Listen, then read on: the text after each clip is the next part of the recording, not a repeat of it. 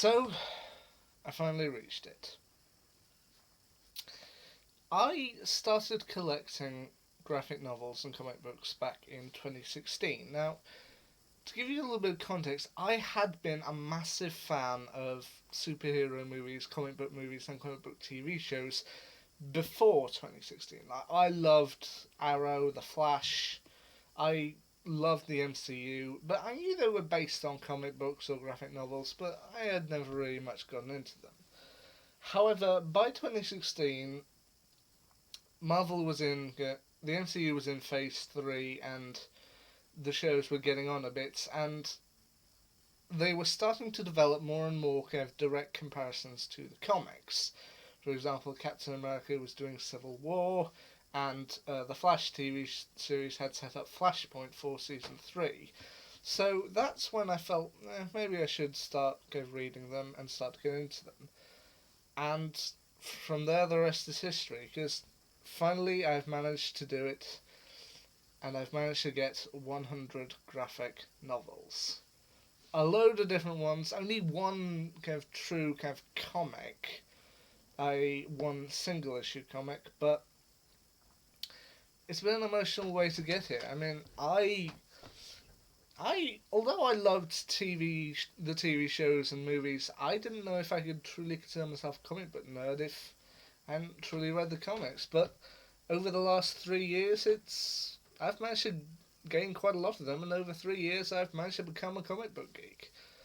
So, give you a little bit of a small history on some points as we went forward.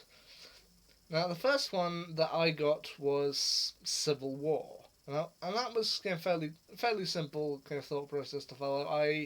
The MCU was doing Captain America Civil War, so I had to get Civil War just to see what was going on. And from there, I mostly started collecting graphic novels so that I could research on storylines or characters that were coming up. For my first four, there was Civil War, there was The Dark Knight Returns, which Batman vs Superman was apparently drawing inspiration from.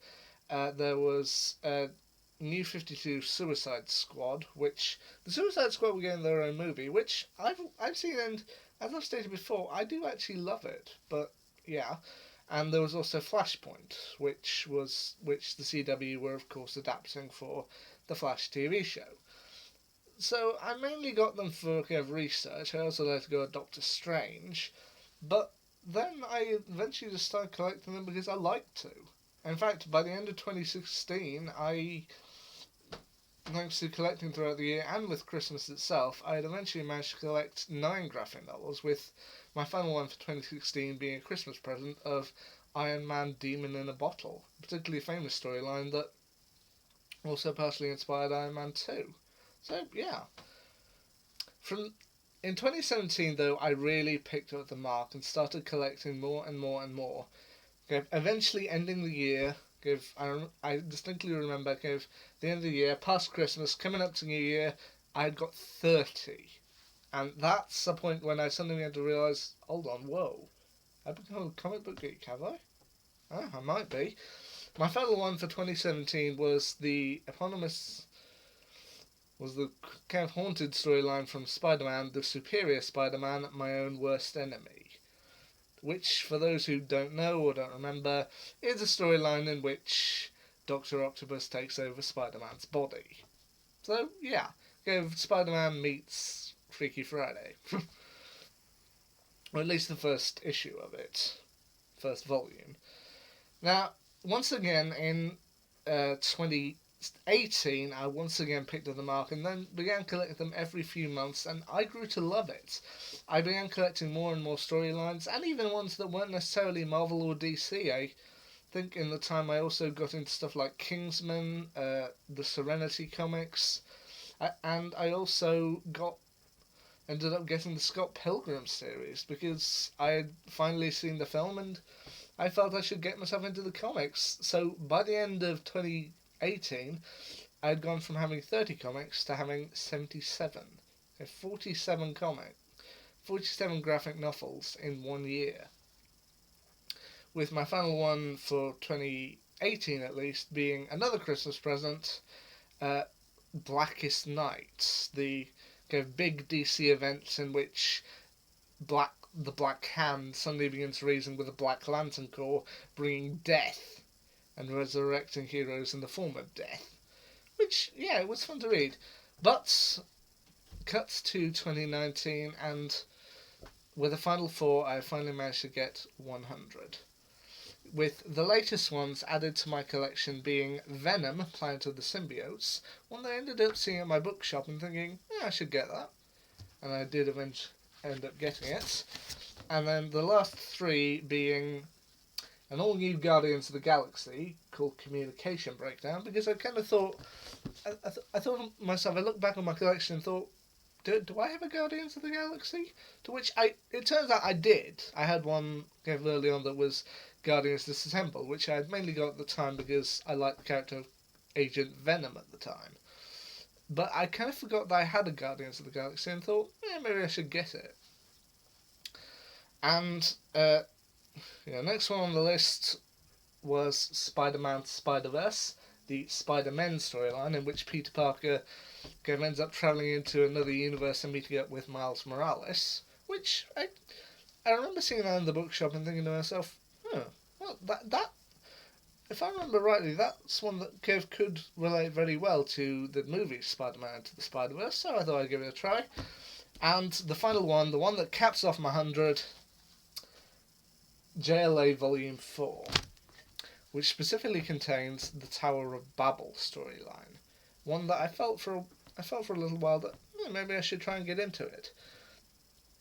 Tower of Babel, for those who don't know, is one where Ra's al Ghul ends up stealing Batman's secret files on the League, and thus manages to use those files to essentially fight and pretty much defeat every single member of the League. So the Justice League have to find ways to essentially outthink Batman, and to try and find a way to bring Ra's down. But it's not only that; they also have to deal with the fact that Batman didn't trust them. I mean, he had